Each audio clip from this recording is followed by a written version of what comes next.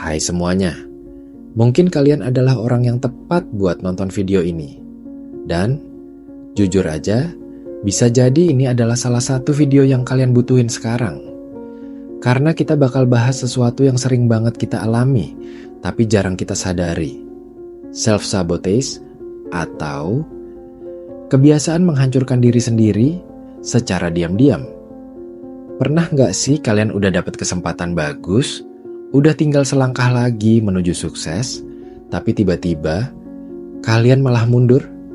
Atau kalian ngerasa nggak layak buat dapetin hal baik, terus akhirnya kalian nolak sesuatu yang sebenarnya bisa bikin hidup kalian berubah? Kalau iya, tenang. Kalian nggak sendirian. Banyak banget orang, termasuk saya sendiri, pernah ngalamin hal kayak gini. Dan biasanya, akar dari semua itu punya nama. Imposter syndrome. Jadi, apa sih imposter syndrome itu?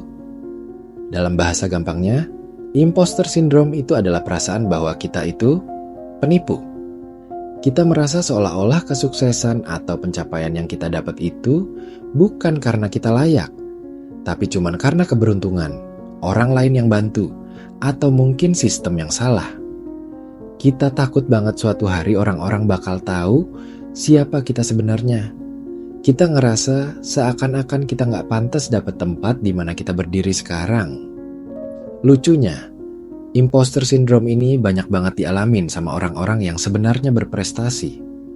Orang-orang yang kelihatannya pede, tapi di dalam hatinya mereka terus mikir, kok gue sih yang dapat ini? Emang gue bisa? Mereka kerja keras, tapi bukan karena mereka yakin sama diri sendiri, tapi karena mereka takut ketahuan kalau mereka nggak sepintar itu. Ini adalah contoh nyata dari self-sabotase. Kita secara nggak sadar menarik diri dari peluang, mimpi, atau hal-hal baik karena merasa nggak pantas. Nah, pertanyaannya, kenapa kita bisa kayak gitu? Kenapa otak kita malah nyabotase diri sendiri? Jawabannya bisa bermacam-macam. Tapi seringkali ini berakar dari pengalaman masa lalu, standar yang terlalu tinggi, atau kebiasaan membandingkan diri dengan orang lain. Kita tumbuh dengan narasi di kepala yang bilang, jangan sombong, kamu belum cukup baik, lihat tuh orang lain lebih jago. Dan narasi-narasi kayak gini secara nggak langsung bikin kita ragu sama diri sendiri. Dan dari situlah muncul kebiasaan self-sabotage. Kita nggak berani ambil kesempatan, kita tunda-tunda kerjaan penting.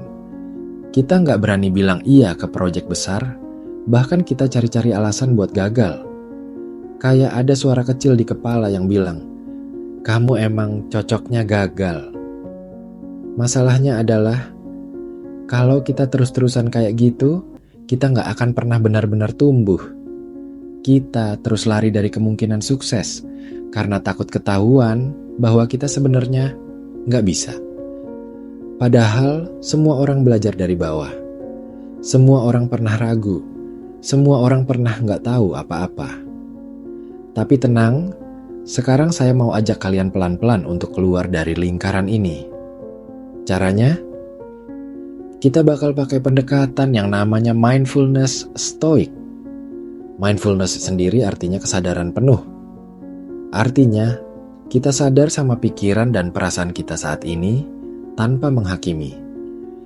Sementara stoik atau stoicism itu adalah filosofi kuno dari Yunani yang ngajarin kita buat tetap tenang dan kuat menghadapi hidup, apapun yang terjadi. Kalau digabung, mindfulness stoik itu adalah teknik buat ngelatih pikiran kita supaya sadar dan kuat dalam menghadapi emosi negatif. Termasuk perasaan gak layak tadi.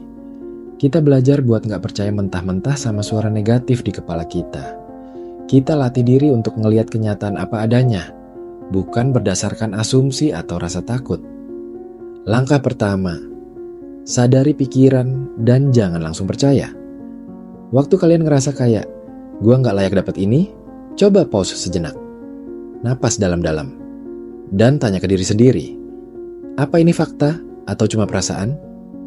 Ingat, perasaan itu bukan fakta. Kadang perasaan bohong. Kita bisa merasa gak mampu, padahal realitanya kita udah sering buktiin kita bisa. Marcus Aurelius, salah satu tokoh Stoik, pernah bilang, "You have power over your mind, not outside events. Realize this and you will find strength." Artinya, kamu punya kuasa atas pikiranmu, bukan atas kejadian di luar. Sadarilah itu dan kamu akan menemukan kekuatan. Jadi, jangan langsung percaya sama pikiran negatif. Tantang dia. Langkah kedua, pisahkan diri dari label. Seringkali kita nempel sama label. Gue pemalas, gue bodoh, gue cuma beruntung. Padahal itu cuma narasi lama yang kita ulang-ulang. Coba kalian ganti kalimat kayak gitu dengan hal yang lebih netral. Misalnya, gue belum belajar cara yang tepat. Atau, gue lagi proses berkembang. Kita bukan kegagalan kita. Kita bukan masa lalu kita. Kita adalah proses. Langkah ketiga, latih diri untuk fokus ke tindakan, bukan hasil. Salah satu prinsip Stoik adalah focus on what you can control. Fokus ke hal yang bisa kalian kendalikan. Kalian gak bisa kontrol apakah orang lain bakal memuji atau mengkritik kalian. Tapi kalian bisa kontrol usaha kalian. Kalian bisa kontrol seberapa serius kalian belajar, kerja, dan berkembang. Jangan kejar validasi. Kejar konsistensi. Mindfulness Stoik ngajarin kita buat balik ke sekarang. Kalau pikiran kalian mulai overthinking, gimana kalau nanti gue gagal? Tarik napas dan tanya ke diri sendiri, sekarang gue bisa ngelakuin apa? Fokus ke langkah kecil. Ulangi. Dan terus bergerak. Langkah keempat, berhenti membandingkan diri dengan orang lain. Serius deh, ini racun banget. Apalagi di era media sosial kayak sekarang, di mana semua orang kelihatan sukses, bahagia, glowing, dan berprestasi. Kita lupa bahwa yang kita lihat itu cuma highlight hidup orang, bukan realitanya. Mindfulness ngajarin kita buat hadir di hidup kita sendiri.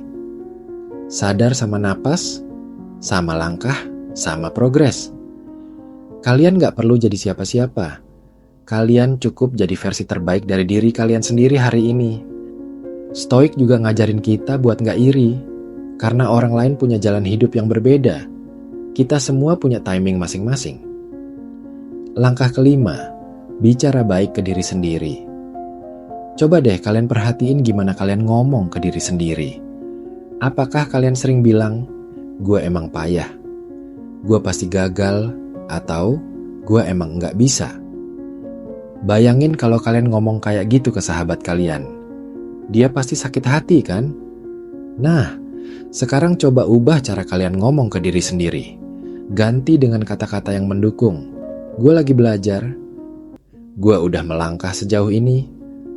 Wajar kalau gue takut, tapi gue tetap jalan. Jadiin diri kalian sendiri sebagai teman, bukan musuh. Dan terakhir, langkah keenam. Ingat bahwa perjalanan gak harus sempurna. Kita sering banget nunda mimpi karena nunggu sempurna. Nunggu momen yang pas.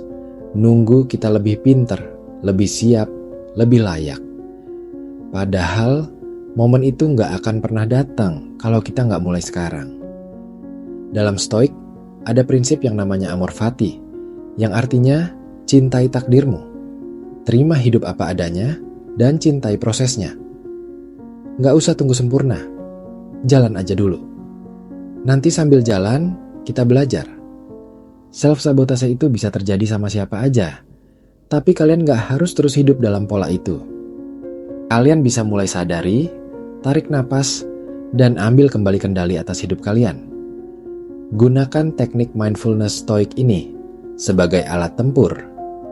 Kalian buat ngelawan pikiran negatif. Ingat ya, kalian bukan perasaan kalian. Kalian bukan kegagalan kalian. Kalian bukan suara negatif yang bilang kalian gak layak. Kalian adalah orang yang lagi belajar, tumbuh, dan berkembang. Dan kalian pantas buat punya hidup yang baik. Jadi, mulai sekarang, setiap kali kalian dengar suara kecil di kepala bilang, kamu gak bisa, jawab dengan lembut tapi tegas, kamu salah. Gue bisa. Dan gue akan coba. Karena pada akhirnya, bukan tentang jadi orang paling hebat.